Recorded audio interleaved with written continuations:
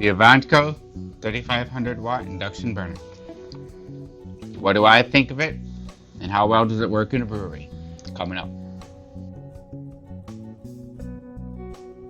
Hi, I'm Bradley with 2B Brewing, and today we're going to go over the Avantco 3500W Induction Burner that I've been using for a little while now. This is an induction burner at 3500 watts. It does mean that it needs a 240 volt outlet.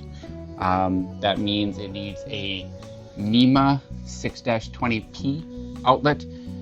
I call that Mr. Winky Face. As you can see in previous videos, I've been using this for a little while now, and I've actually really enjoyed using this. This heats up a water, especially 5-gallon batches, really fast. On average, I've been seeing, so say it started around 40-60 degrees water, I can get up to about mashing temperature, 152 or so, in about 20 minutes. And then from there, it takes about another 20 minutes to get to a boil. That's using the full 3500 watts. This has a couple of cooking modes. The first mode is just wattage, so like 3500, 2500, 20,000, 1800, etc. I use, to get up the temperature quickly, I use the full 3500 watts, and then especially for boiling, once I'm at a boil, I find that I can actually go down to 1200 for a really low boil, or 1800 for just like a decent boil on this unit. This does have a temperature mode anywhere from 140 degrees Fahrenheit, sorry, I don't have the Celsius conversion, to 460 degrees Fahrenheit. I have not used that.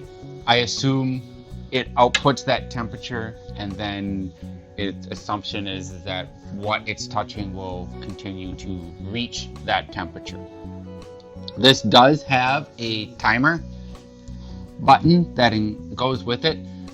I have not used it, but I should. It'd be great for brewing. Put my hops in, set the timer for 20 minutes. This will then let me know when it's done. The timer will turn this unit off, but pushing the on-off button will pick up where it left off.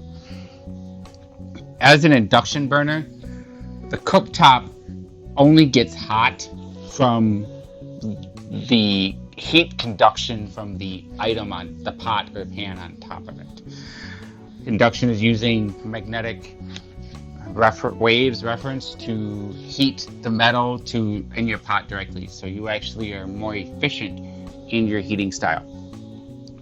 This cooktop, as you can see, it's got 2 circles, and it's got a nice stainless steel body with this ceramic cooktop. It's designed to handle 4.5 gallon, it's designed to handle 4.5 inch wide pans to 10.5 inch wide pans. My pot is almost 14 inches wide, and I think it works just fine. My pot does have a bit of a rock in it because this is not doing direct heat to the pot and instead heating the metal to help heat in the pot. It's worked out really well. So this has been really nice in getting my brew days shorter than from using on the stove, and I don't have to go outside and use a propane burner. The only 2 downfalls I find with this is, one, the actual induction part is within this inner roughly 4-inch or 5-inch circle. That means if you don't get your wort diluted quick enough or well, any sugar crystals or wort, especially liquid malt extract that's in the bottom, can maybe get crystallized or caramelized there. Here's a picture of my pot showing that mark.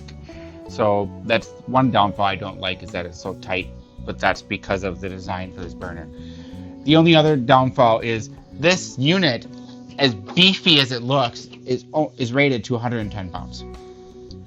For 5-gallon batches, that is no problem. You're talking 10 pounds of grain, and then 7 to 8 gallons of water. So 8 gallons of water would be 64 pounds, plus your 10 pounds of grain, you're at 74 pounds. You can certainly mash and then boil 5 gallons batches on this burner, no problem. Even your heaviest 5-gallon batches would be still under the 110 pound limit.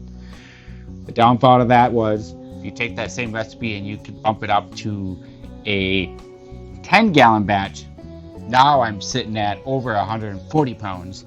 That exceeds the weight limit of this.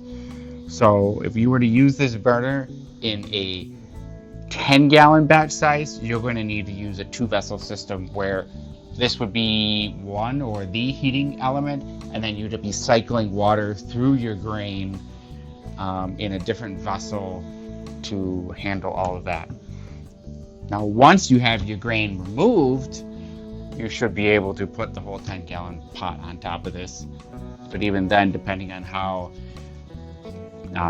much of water you're starting with, you could be pushing the limits of that. But, you know, straight 10 gallons is 80 pounds. So if you're doing a pre-boil of 12 to 13 gallons of water, you're talking 96 to 104 pounds. So getting close to the limit. So those would be my 2 cons. This is great for 5-gallon batches. This would be pushing for 10-gallon batches unless you're utilizing a 2-vessel system. As I've mentioned, this is a great stainless steel body. It has a vent underneath for airflow along with the back. So yes, it gets a little noisy, but it runs just fine. I've enjoyed using this. And I think this is a worthwhile investment if you want to stay indoors and bump up your game without having to modify your pot or buy a different pot to put in a 240 volt element inside your pot. Currently, I've seen this at the Webstaurant store, best price I've seen, for $230. Other places have this, but it's a little more expensive on top of that. I've been happy with this.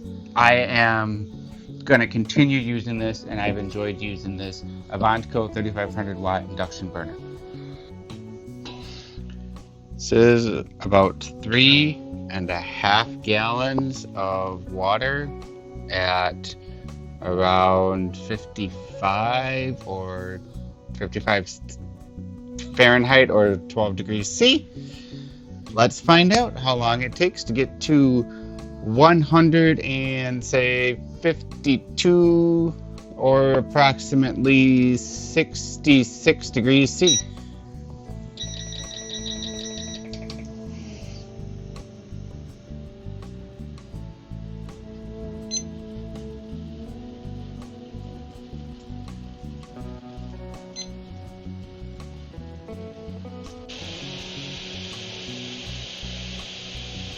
Just about 16 minutes. So let's now see how long this takes to get to a boil. Full speed ahead.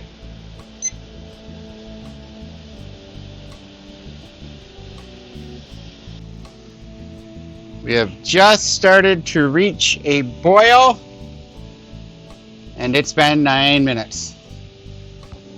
The Avantco 3500W Induction Burner works really well.